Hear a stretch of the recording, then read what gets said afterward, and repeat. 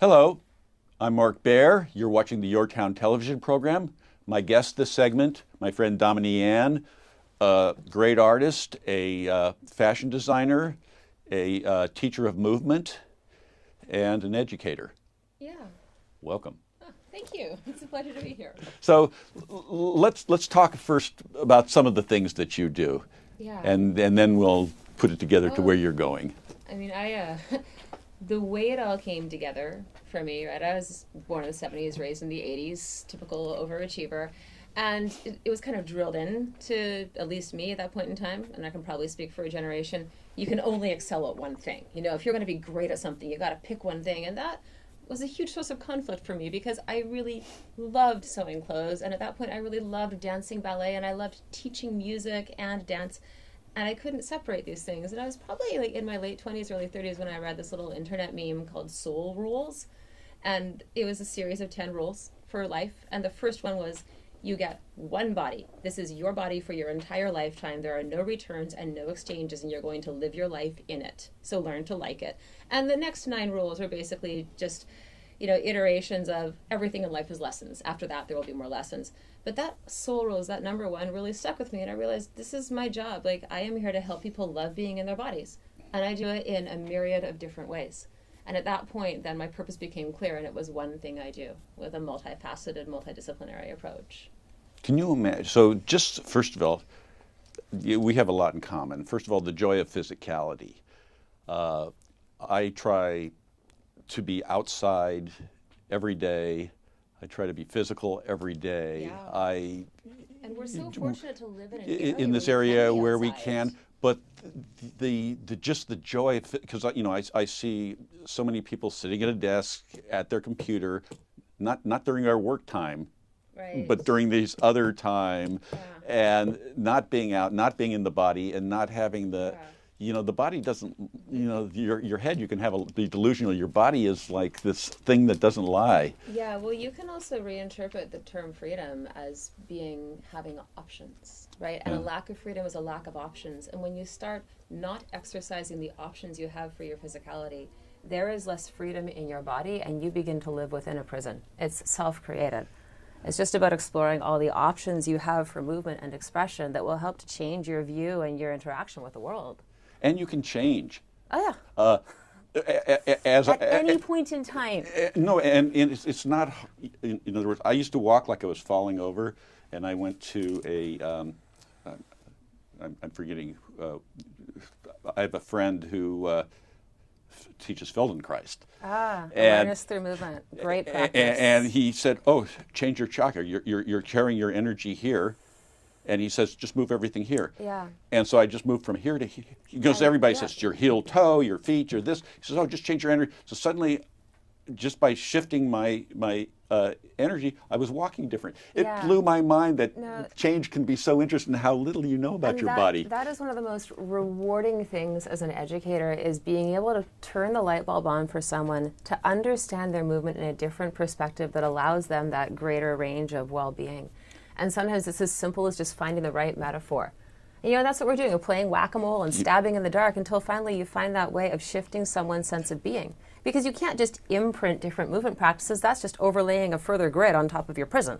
Well, the right metaphor is the secret to everything. And that's art. That's right art. There. So, and then in fashion, so why I love you. So we had this great conversation during West End. We were both at West End together, and you had to go because your show is the next day, and you had 8 more pieces to do. But you absolutely had no panic. You had absolute trust in your muse. You knew that you could go and you could cook up something fabulous. And by showing up, by years of discipline of showing up, that the spirits would dance and the thing would happen and the stuff would be there, and it was. And I thought that was very cool. I think honestly, like, the more I have 2 children, right, and they're some of my greatest teachers, and more I'm seeing my art and my art projects as like additional children that I have. And there's always a moment of conception, and then there's always growth pains and labor pains. There is nausea, there is frustration. There's that part where your child is outside of you, and defining herself and making new friends. You're like, who is this new person coming into my project? Well, let's have you over for dinner and see what we do about giving you rides. But there's that level of trust you wind up having. But no panic. No, in those entities that come from you, that they are self-supportive and they are capable, and you've given them the skills they need. And especially with Awaken, and that's was when I saw you. Yeah, it was busy. And we had over 100 people involved in creating that production. But because we set it up, we had a structure, we'd done this before, and we had a lot of love and a lot of understanding that maybe things wouldn't go as planned, but we had contingency plans. Yeah, I had complete faith that Awaken was going to become her own beautiful self that next day. Yeah, but you're dealing with other people, but then you had to deal with your stuff, and you had no panic, complete confidence, and that's just that's from showing up day to day, doing the work, and knowing that when you step in the studio, the magic will happen, and you can trust the magic because you've put in the time, the commitment. Yeah. It's not just my energy making this show. I am honored to be one of the major vessels that puts forth this type of big art in the community. And then going back to how you described growing up being good at one thing, one of the things about art that's so interesting, and again I know it in my own life because I've worn a lot of hats as well, and what we strive for is, so we learn this discipline, and we have this thing over here. And none of us want to be a little of this and a little of that. What we strive for is to figure out a vehicle that we can put all our elements together. Yeah. There's the term Renaissance woman, and then there's like jack of all trades, and then there's just a confused person. You don't what level are you functioning at? Yeah, you don't want to be a jack of all trades or this. What you want to do is find your skill set, which may include many things, and then create the vehicle that incorporates that skill set. Yeah. And then that's the path of least resistance. Well, it's also, I think, the path of most joy and most convergence. Well, it's your path to power because when you bring what you can do together, and sometimes that form doesn't exist before you get there. So you have to kind of kick down the door and build your own form, and that's what you guys have been really doing with this. Yeah, it's been so incredibly rewarding to see the community response to the art that we create. And how many people want to get involved. We're doing it in a small town that happens to be one of the most beautiful ever, in one of the most gorgeous areas with the healthiest bay, in Big Sur right here. And I feel like we have a responsibility to bring some of the beauty we exist in out to the world. And that also involves big art. And then, and again, just to get us to our conversation here where we're going, we're in an art community. We're in a community that has marketed itself on its art history, and and the artists that lived here, and this is how it builds itself.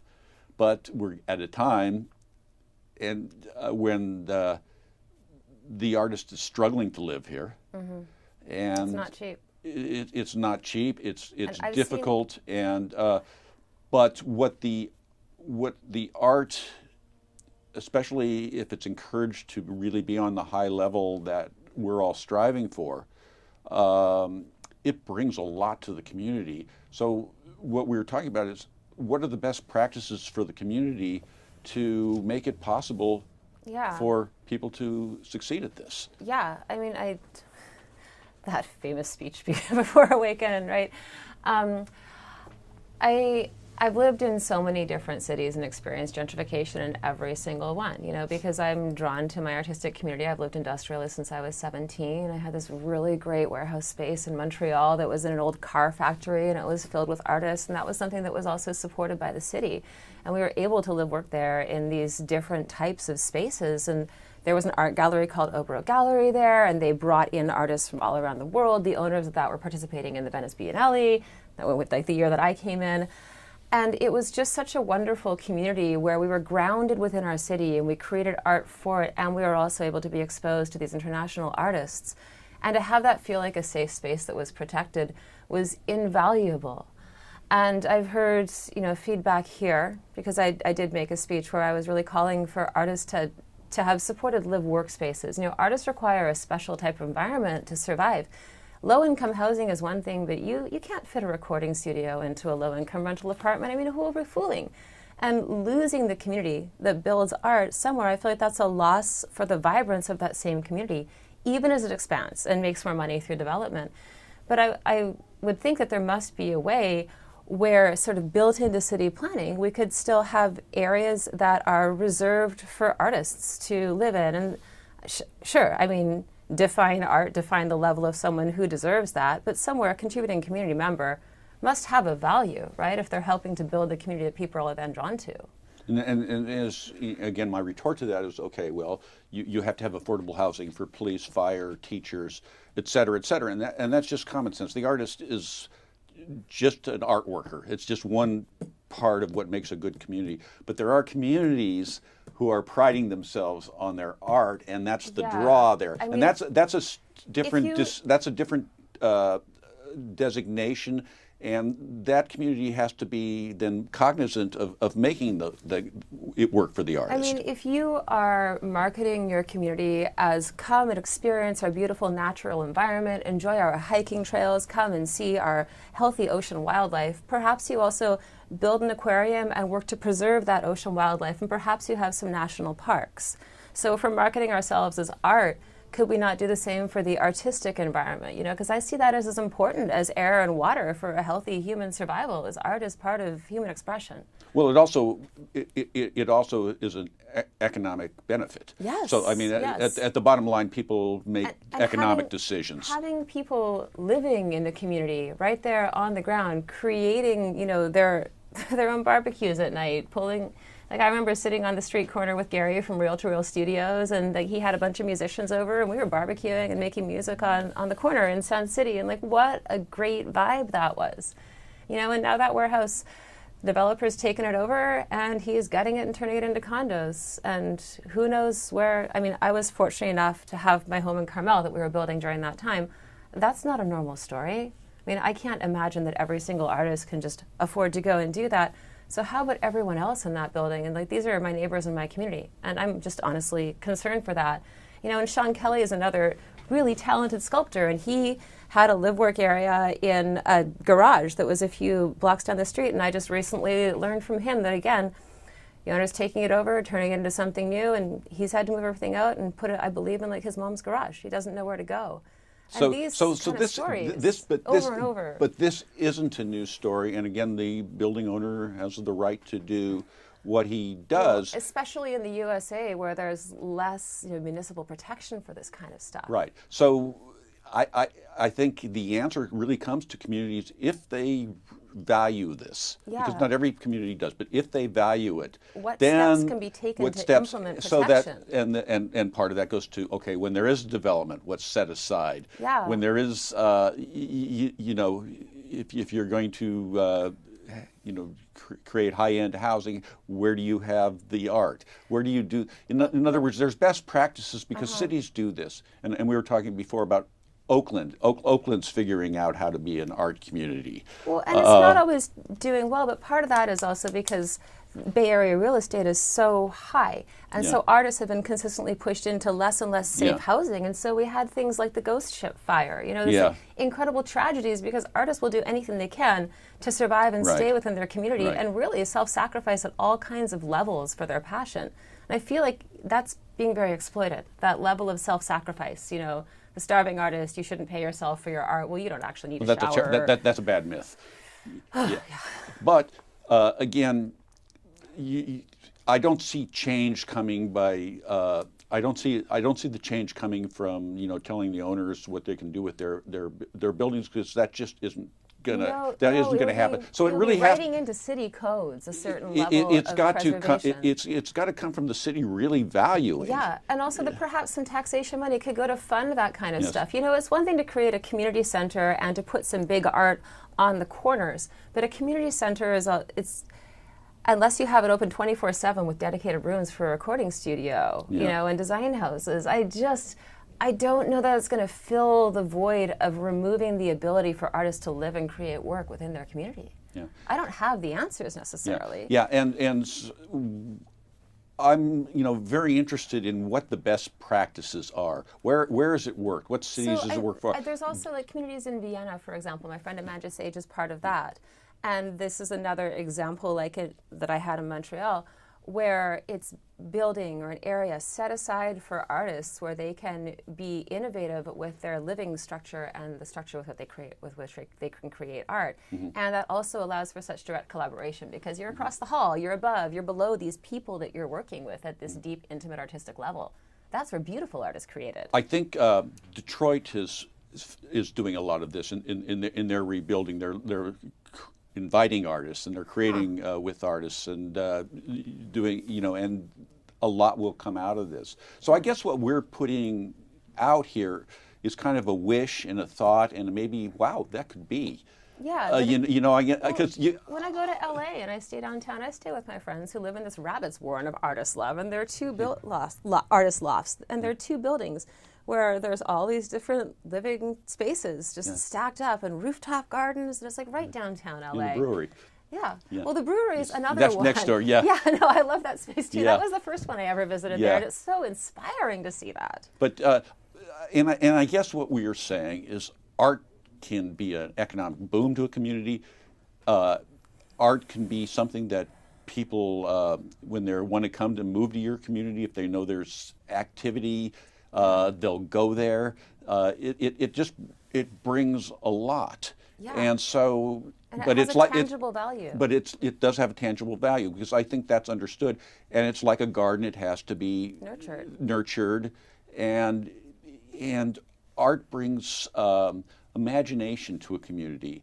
And a community, if it wants to thrive, if it wants to have an identity, if it wants to, be a place that people would go to when they have choices to go somewhere else, it adds a lot. Yeah, and those first Fridays in Oakland, those were pretty happening. Yeah, I mean, Oakland was a place you wouldn't go, and now Oakland you do go, and you go there because it's happening. Yeah. And so happening doesn't just happen.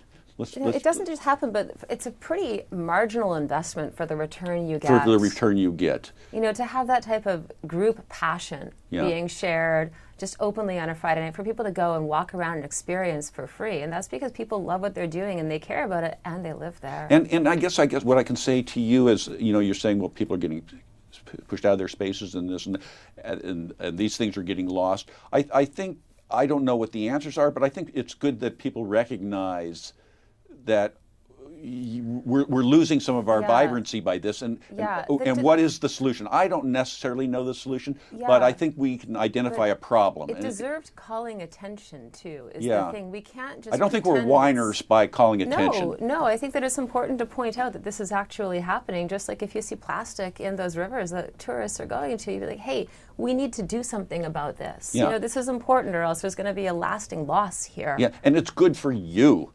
It's not just because we want to do our fun thing. It's good for you. Yeah. Okay, we're out of time. Okay. Well, thank you for this time. Any last thought? Thank you for again shining a light on something that I think is really crucial. And let's stay in our bodies. I love that. Yeah. Okay. Absolutely. Does anybody got to make any sense out of us? I don't know. Anyway. You'll need to edit where I'm like, artist what? Artist lost. Yeah. Anyway, I'm Mark Baer. You're watching the YourTown television program, and I'm with Domini Anne.